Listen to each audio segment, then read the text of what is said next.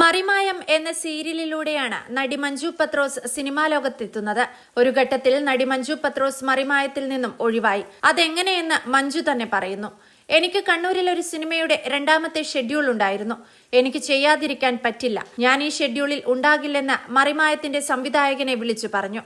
എന്റെ കഷ്ടകാലത്തിന് ആ ഡയറക്ടർ ആ മാസം മാറി.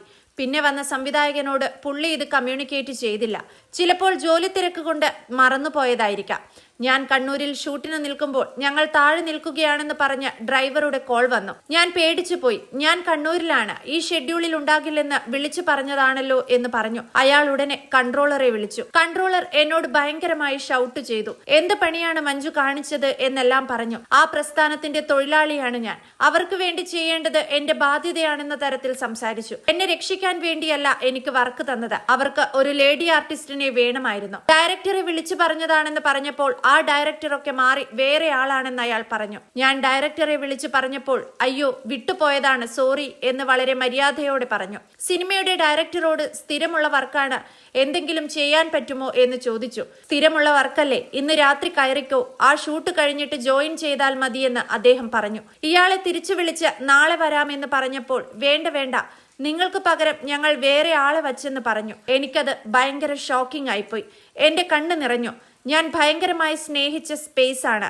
അതെന്താണ് അങ്ങനെ ചെയ്തതെന്ന് ചോദിച്ചു. നിങ്ങൾക്ക് ഞങ്ങളോടല്ലല്ലോ കൂറ്, സിനിമയിൽ അഭിനയിക്കുന്നതല്ലേ എന്ന് അയാൾ പറഞ്ഞു. ഓക്കെ ശരി എന്ന് പറഞ്ഞ് ഞാൻ ഫോൺ വെച്ചു. അടുത്ത ഷെഡ്യൂൾ ആയപ്പോൾ എന്നെ വിളിച്ചു.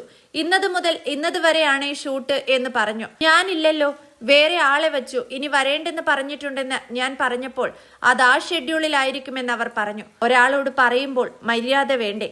ഞാൻ വ്യക്തമായി വിളിച്ചു പറഞ്ഞ കാര്യം നിങ്ങൾ കമ്മ്യൂണിക്കേറ്റ് ചെയ്യാത്തതിന് എന്നെ മാറ്റി വേറെ ആളെ വെച്ച സ്പേസിലേക്ക് ഞാൻ ഇനി വരില്ലെന്ന് പറഞ്ഞു. എല്ലാവരും എന്നെ വിളിച്ച് നീ വാ എന്ന് പറഞ്ഞ് സംസാരിച്ചിരുന്നു. വരാൻ പറ്റില്ലെന്ന് ഞാൻ തീർത്തു പറഞ്ഞു. വേറെ സ്ഥലത്ത് ജോലി കിട്ടുമെന്ന ധൈര്യം എനിക്കുണ്ട്.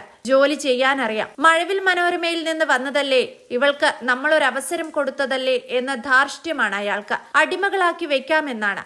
അതെനിക്ക് സഹിക്കാൻ പറ്റില്ലെന്നും മഞ്ജു പത്രോസ് വ്യക്തമാക്കി.